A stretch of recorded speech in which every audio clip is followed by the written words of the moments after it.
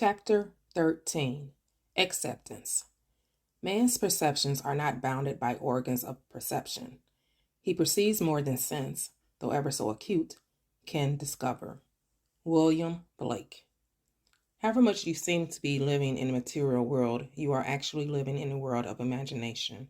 The outer, physical events of life are the fruit of forgotten blossom times, results of previous and usually forgotten states of consciousness. They are the ends running true to the oft-times forgotten imaginative origins. Whenever you become completely absorbed in an emotional state, you are at that moment assuming the feeling of the state fulfilled. If persisted in, whatsoever you are intensely emotional about, you will experience in your world. These periods of absorption, of concentrated attention, are the beginnings of the things you harvest. It is in such moments that you are exercising your creative power, the only creative power there is. At the end of these periods or moments of absorption, you speed from these imaginative states where you have not been physically to where you were physically an instant ago. In these periods, the imagined state is so real that when you return to the objective world and find that it is not the same as the imagined state, it is an actual shock. You have seen something in imagination with such vividness that you now wonder whether the evidence of your senses can now be believed. And like Keats, you ask, was it a vision or a waking dream? Fled is that music. Do I wake or sleep? This shock reverses your time sense. By this is meant that instead of your experience resulting from your past, it now becomes the result of being in imagination where you have not yet been physically. In effect, this moves you across a bridge of incident to the physical realization of your imagined state. The man who at will can assume whatever state he pleases has found the keys to the kingdom of heaven. The keys are desire, imagination, and a steadily focused attention on the feeling of the wish fulfilled. To such a man, any undesirable objective fact is no longer a reality, and the ardent wish no longer a dream. Prove me now herewith, said the Lord of hosts, if I will not open you the windows of heaven and pour you out a blessing, that there shall not be room enough to receive it. Malachi 3:10. The windows of heaven may not be opened and the treasures seized by a strong will, but they open of themselves and present their treasures as a free gift, a gift that comes when absorption reaches such a degree that it results in a feeling of complete acceptance. The passage from your present state to the feeling of your wish fulfilled is not across a gap. There is continuity between the so-called real and unreal. To cross from one state to the other, you simply extend your feelers. Trust your touch and enter fully into the spirit of what you are doing. Not by might, nor by power, but by my spirit, saith the Lord of hosts. Zechariah 4:6. Assume the spirit, the feeling of the wish fulfilled, and you will have opened the windows to receive the blessing. To assume a state is to get into the spirit of it. Your triumphs will be a surprise only to those who did not know your hidden passage from the state of longing to the assumption of the wish fulfilled. The Lord of hosts will not respond to your wish until you have assumed the feeling of already being what you want to be, for acceptance is the channel of his action. Acceptance is the Lord of hosts in action. Chapter 14. The Effortless Way. The principle of least action governs everything in physics, from the path of a planet to the path of a pulse of light. Least action is the minimum of energy multiplied by the minimum of time.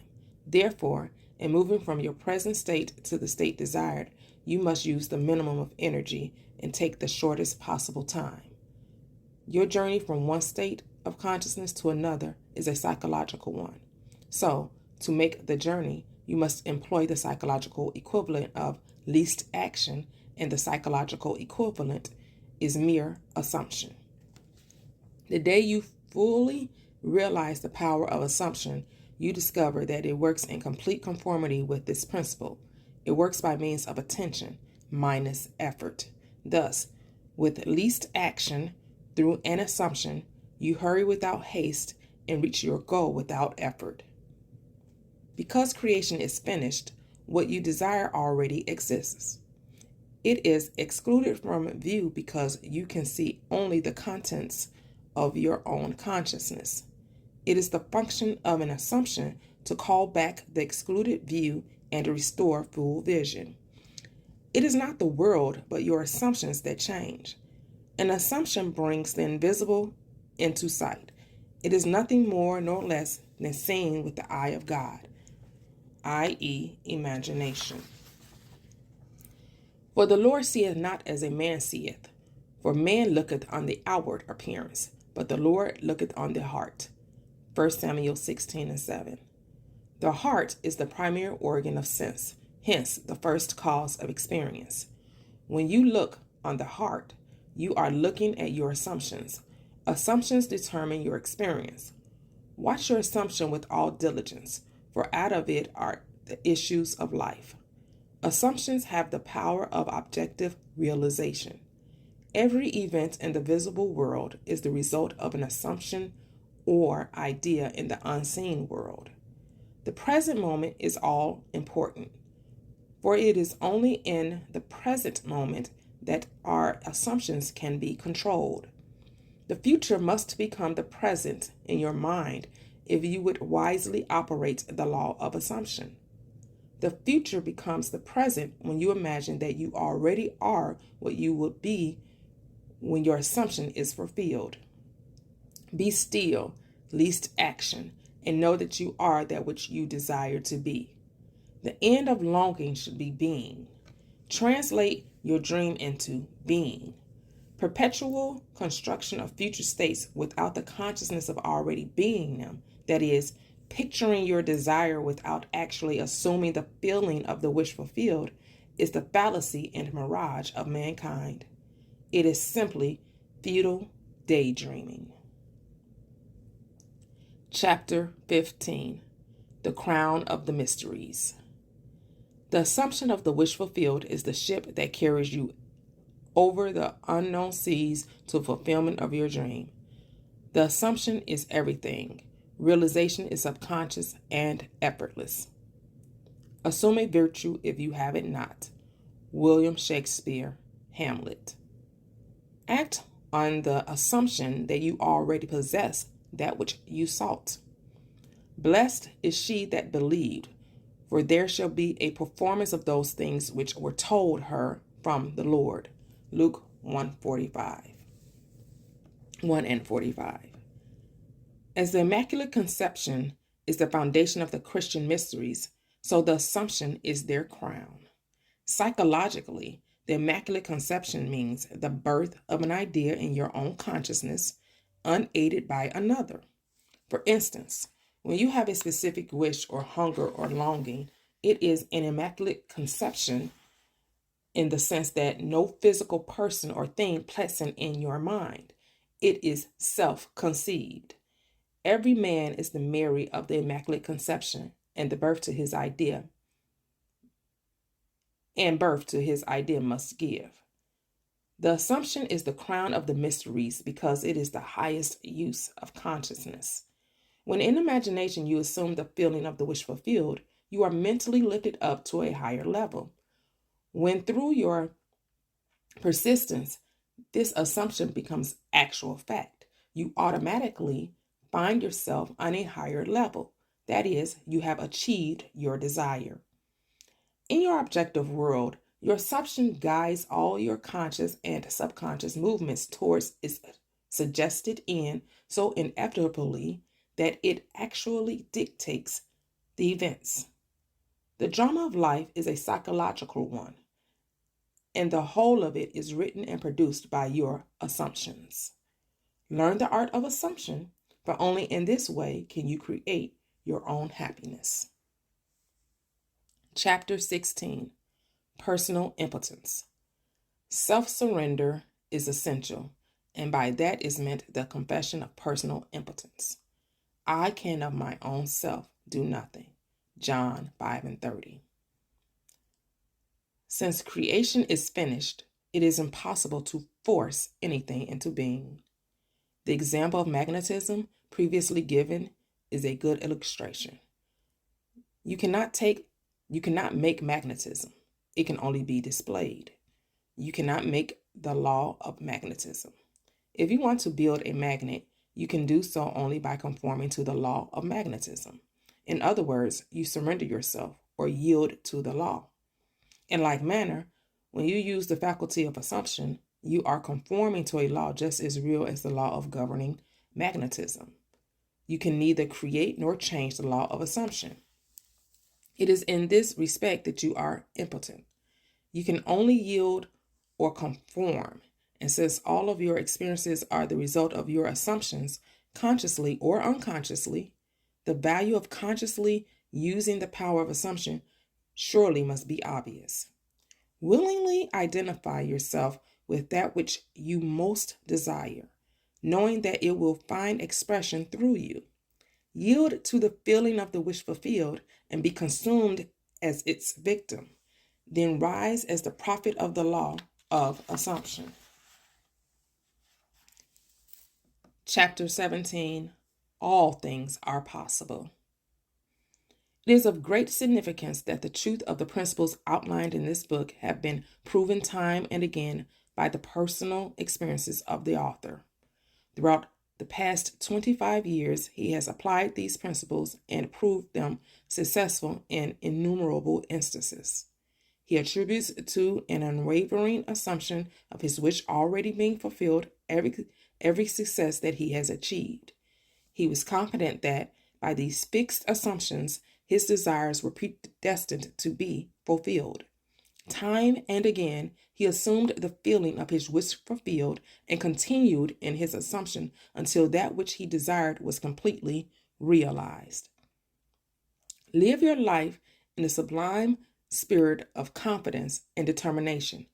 Disregard appearances, conditions, in fact, all evidence of your senses that deny the fulfillment of your desire. Rest in the assumption that you are already what you want to be, for in that determined assumption, you and your infinite being are merged in creative unity, and with your infinite being, God, all things are possible. God never fails. For who can stay his hand or say unto him, What doest thou? Daniel 4:35. Through the mastery of your assumptions, you are in very truth enabled to master life. It is thus that the ladder of life is ascended. Thus, the ideal is realized. The clue to the real purpose of life is to surrender yourself to your ideal with such awareness of its reality that you begin to live the life of the ideal and no longer your own life as it was prior to this surrender. He calleth things that are not seen as though they were, and the unseen becomes seen. Romans 4:17. Each assumption has its corresponding world. If you are truly observant, you will notice the power of your assumptions to change circumstances which appear wholly immutable. You, by your conscious assumptions, determine the nature of the world in which you live. Ignore the present state and assume the wish fulfilled. Claim it. It will respond. The law of assumption is the means by which the fulfillment of your desires may be realized. Every moment of your life, consciously or unconsciously, you are assuming a feeling. You can no more avoid assuming a feeling than you can avoid eating and drinking. All you can do is control the nature of your assumptions. Thus, it is clearly seen that the control of your assumption is the key you now hold to an ever-expanding, happier, more noble life. Chapter 18, Be ye doers. Be ye doers of the word and not hearers only, deceiving your own selves.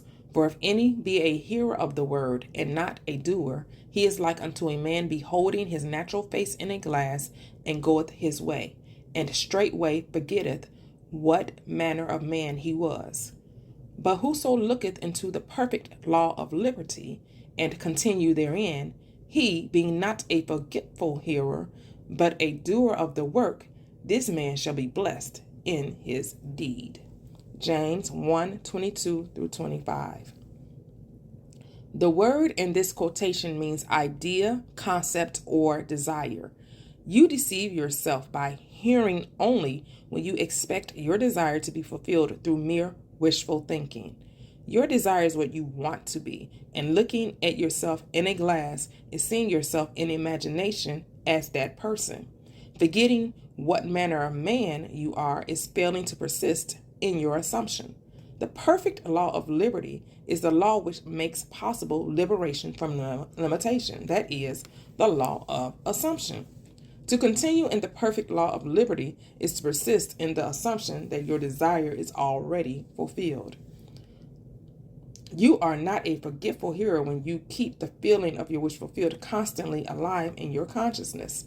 This makes you a doer of the work, and you are blessed in your deed by the inevitable realization of your desire. You must be doers of the law of assumption, for without application, the most profound understanding will not produce any desired result. Frequent reiteration and repetition of important basic truths runs through these pages. Where the law of assumption is concerned, the law that sets man free, this is a good thing. It should be made clear again and again, even at the risk of repetition. The real truth seeker will welcome this aid in concentrating his attention upon the law which sets him free. The parable of the master's condemnation of the servant who neglected to use the talent given him, Matthew 25:14 through 30, is clear and unmistakable. Having discovered within yourself the key to the treasure house, you should be like the good servant who, by wise use, multiplied by many times the talents entrusted to him. The talent entrusted to you is the power to consciously determine your assumption. The talent not used, like the limb not exercised, withers and finally atrophies. What you must strive after is being. In order to do, it is necessary to be. The end of yearning is to be. Your concept of yourself can only be driven out of consciousness by another concept of yourself. By creating an ideal in your mind, you can identify yourself with it until you become one and the same with the ideal, thereby transforming yourself into it. The dynamic prevails over the static, the active over the passive. One who is a doer is magnetic and therefore infinitely more creative than any who merely hear. Be among the doers. Chapter 19, Essentials. The essential points in the successful use of the law of assumption are these. First, and above all, yearning, longing, intense, burning desire. With all your heart, you must want to be different from what you are. Intense, burning desire, combined with intention to make good, is the mainspring of action, the beginning of all successful ventures. In every great passion which achieves its objective, desire is concentrated and intentioned. You must first desire and then intend to succeed. As the heart panteth after the water brooks, so panteth my soul after thee, O God. Psalm 42:1. Blessed are they that hunger and thirst after righteousness, for they shall be filled. Here, the soul is interpreted as the sum total of all you believe, think, feel, and accept as true. In other words, your present level of awareness. God, I am, the power of awareness, the source and fulfillment of all desires. Understood psychologically, I am an infinite series of levels of awareness, and I am what I am according to where I am in the series. This quotation describes how your present level of awareness longs to transcend itself. Righteousness is the consciousness of already being what you want to be. Second, cultivate physical immobility. a physical incapacity not unlike the state described by Keats in this Ode to a Nightingale. A drowsy numbness pains my senses as though of hemlock I had drunk. It is a state akin to sleep, but once in which you are still in control of the direction of attention. You must learn to induce this state at will, but experience has taught that it is more likely induced after a substantial meal or when you wake in the morning feeling very loath to rise. Then you are naturally disposed to enter this state.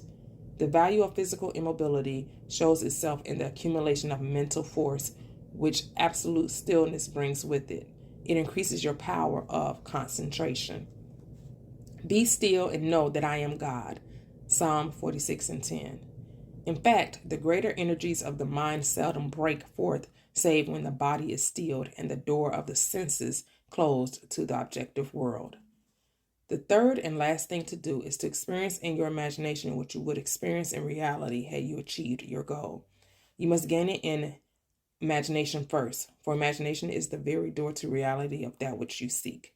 But use imagination masterfully and not as an onlooker thinking of the end, but as a partaker thinking from the end. Imagine that you possess a quality or something you desire which hitherto has not been yours. Surrender yourself completely to this feeling until your whole being is possessed by it. This state differs from reverie in this respect. It is the result of a controlled imagination and a steadied, concentrated attention, whereas reverie is the result of an uncontrolled imagination, usually just a daydream.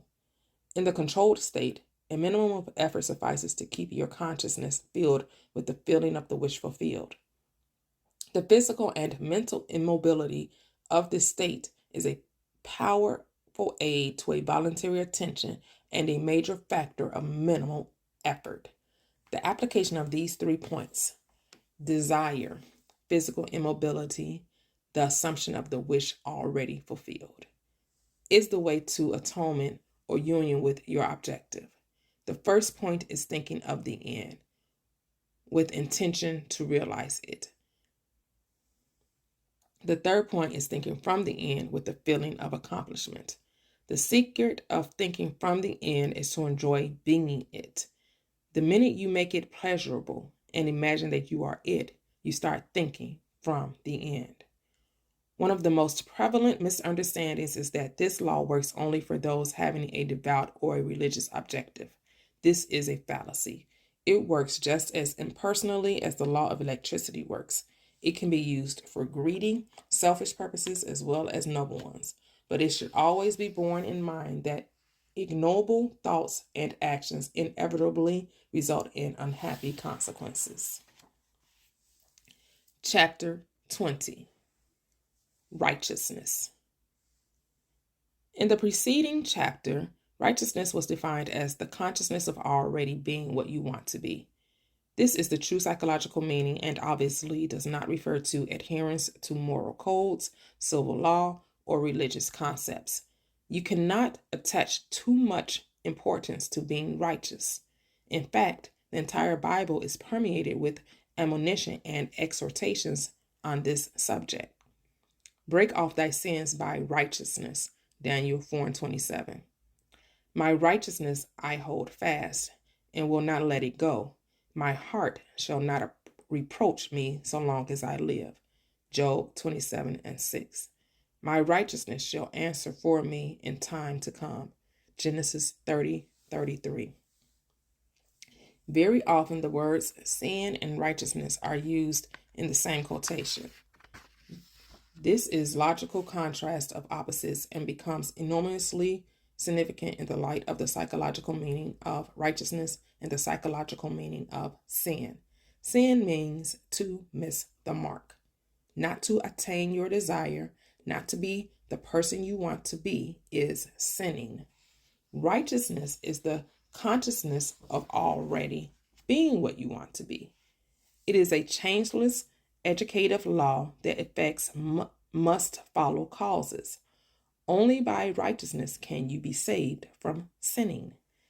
There is a widespread misunderstanding as to what it means to be saved from sin. The following example will suffice to demonstrate this misunderstanding and to establish the truth. A person living in abject poverty may believe that by means of some religious or philosophical activity, he can be saved from sin and his life improved as a result.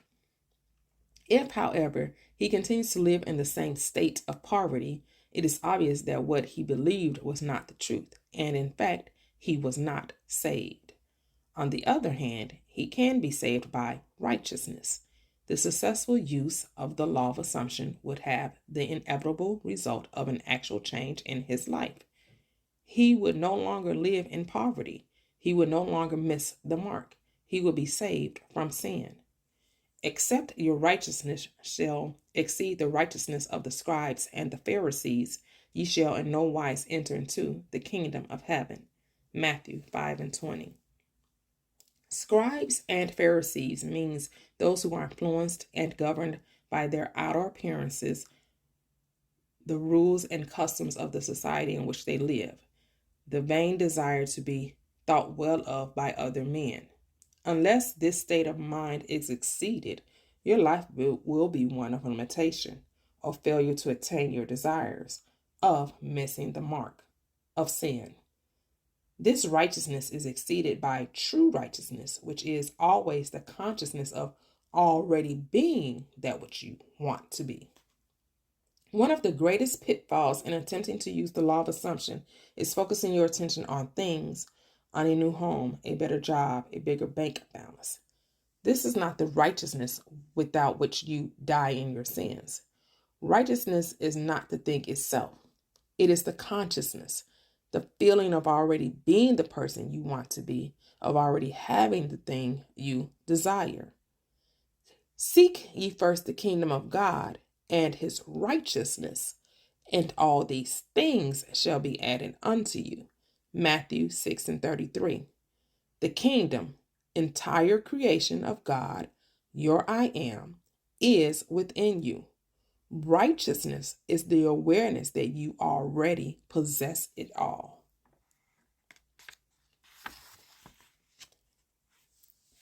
Chapter 21, Free Will.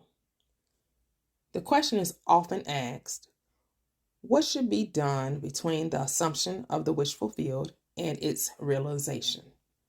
Nothing. It is a delusion that, other than assuming the feeling of the wish fulfilled, you can do anything to aid the realization of your desire. You think that you can do something. You want to do something. But actually, you can do nothing. The illusion of the free will to do is but ignorance of the law of assumption upon which all action is based. Everything happens automatically. All that befalls you, all that is done by you, happens. Your assumptions, conscious or unconscious, direct all thought and action to their fulfillment. To understand the law of assumption, to be convinced of its truth, means getting rid of all of the illusions about free will to act. Free will actually means freedom to select any idea you desire. By assuming the idea already to be fact, it is converted into reality. Beyond that, free will ends, and everything happens in harmony with the concept assumed. I can of my own self do nothing, because I seek not my own will, but the will of the Father which hath sent me. John 5:30. In this quotation, the Father obviously refers to God. In an earlier chapter, God is defined as I am. Since creation is finished, the Father is never in a position of saying, I will be. In other words, everything exists. And the infinite I am consciousness can speak only in the present tense. Not my will, but thine be done. Luke 22:42. I will be is a confession that I am not. The Father's will is always I am. Until you realize that you are the Father, there is only one I am, and your infinite self is that I am. Your will is always I will be.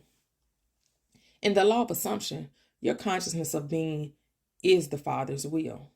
The mere wish without this consciousness is the my will. This great quotation, so little understood, is a perfect statement of the law of assumption. It is impossible to do anything.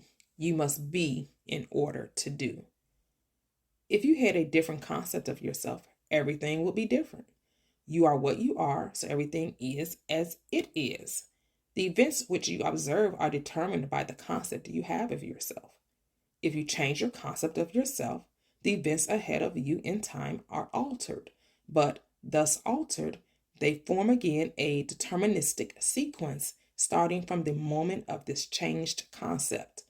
You are a being with powers of intervention, which enable you, by change of consciousness, to alter the course of observed events. In fact, to change your future. Deny the evidence of the senses and assume the feeling of the wish fulfilled.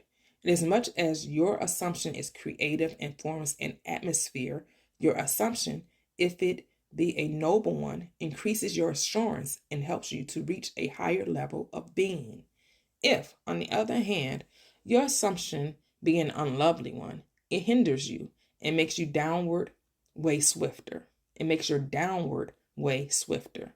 Just as the lovely assumptions create a harmonious atmosphere, so the hard and bitter feelings create a hard and a bitter atmosphere. Whatsoever things are pure, just, lovely, of good report, think on these things. Approximately Philippians 4:8. This means to make your assumptions the highest, noblest, happiest concepts. There is no better time to start than now. The present moment is always the most opportune in which to eliminate all unlovely assumptions and to concentrate only on the good. As well as yourself, claim for others their divine inheritance. See only their good and the good in them. Stir the highest in others to confidence and self-assertion by your sincere assumption of their good, and you will be their prophet and their healer, for an inevitable fulfillment awaits all sustained assumptions. You win by assumption what you can never win by force. An assumption is a certain motion of consciousness. This motion, like all motion, exercises an influence on the surrounding substance, causing it to take the shape of, echo, and reflect the assumption. A change of fortune is a new direction and outlook, merely a change in arrangement of the same mind substance, consciousness. If you would change your life, you must begin at the very source with your own basic concept of self. Outer change, becoming part of organizations, political bodies, religious bodies, is not enough. The cause goes deeper. The essential change must take place in yourself, in your own concept of self. You must assume that you are what you want to be and continue therein. For the reality of your assumption has its being in complete independence of objective fact and will clothe itself in flesh if you persist in the feeling of the wish fulfilled. When you know that assumptions, if persisted in, harden into facts, then events which seem to be the uninitiated mere accidents will be understood by you to be the logical and inevitable effects of your assumption. The important thing to bear in mind is that you have infinite free will in choosing your assumptions, but no power to determine conditions and events. You can create nothing, but your assumptions determine what portion of creation you will experience. Chapter 22. Persistence. And he said unto them, which of you shall have a friend and shall go unto him at midnight and say unto him, Friend, lend me 3 loaves, for a friend of mine in his journey is come to me, and I have nothing to set before him. And he from within shall answer and say, Trouble me not, the door is now shut, and my children are with me in bed. I cannot rise and give thee. I say unto you, though he will not rise and give him, because he is his friend, yet because of his importunity, he will rise and give him as many as he needeth. And I say unto you, ask, and it shall be given you. Seek, ye shall find. Knock, and it shall be opened unto you. Luke 11:5-9. There are three principal characters in this quotation, you and the two friends mentioned. The first friend is a desired state of consciousness. The second friend is the desire seeking fulfillment. 3 is the symbol of wholeness, completion. Loaves symbolize substance. The shut door symbolizes the senses which separate the seen from the unseen. Children in bed means ideas that are dormant. Inability to rise means a desired state of consciousness cannot rise to you. You must rise to it. Importunity means demanding persistency, a kind of brazen impotence. Ask, seek, and knock mean assuming the consciousness of already having what you desire. Thus, the scriptures tell you that you must persist in rising to assuming the consciousness of your wish already being fulfilled. The promise is definite that if you are shameless in your impotence in assuming that you already have that which your senses deny, it shall be given unto you. Your desire shall be attained. The Bible teaches the necessity of persistence by the use of many stories. When Jacob sought a blessing from the angel with whom he wrestled, he said, I will not let thee go except thou bless me. When the Shunammite sought the help of Elisha, she said, as the Lord liveth, and as thy soul liveth, I will not leave thee. And he arose and followed her. 2 Kings 4:30. The same idea expressed in another passage. And he spake a parable unto them that men ought always to pray and not faint, saying, there was in a city a judge which feared not God, neither regarded man, and there was a widow in the city. And she came unto him, saying, avenge me of mine adversary. And he would not for a while, but afterward he said within himself, though I fear not God, nor regard man, yet because this widow troubleth me, I will avenge her, lest she weary me by her continual coming. Luke 18:1-5. The basic truth underlying each of these stories is that desire springs from the awareness of ultimate attainment, and that persistence in maintaining the consciousness of the desire already being fulfilled results in its fulfillment. It is not enough to feel yourself into the state of the answered prayer. You must persist in the state. That is the reason for the injunction. Man ought always to pray and not faint. Here, to pray means to give thanks for already having what you desire. Only persistency in the assumption of the wish fulfilled can cause those subtle changes in your mind which result in the desired change in your life. It matters not whether they be angels, Elisha, or reluctant judges. All must respond in harmony with your persistent assumption. When it appears that people other than yourself in your world do not act toward you as you would like, it is not due to reluctance on their part, but a lack of persistence in your assumption of your life already being as you want it to be. Your assumption, to be effective, cannot be a single isolated act. It must be a maintained attitude of the wish fulfilled. And that maintained attitude that gets you there so that you think from your wish fulfilled instead of thinking about your wish is aided by assuming the feeling of the wish fulfilled frequently. It is the frequency, not the length of time, that makes it natural. That to which you constantly return constitutes your truest self. Frequent occupancy of the feeling of the wish fulfilled is the secret of success.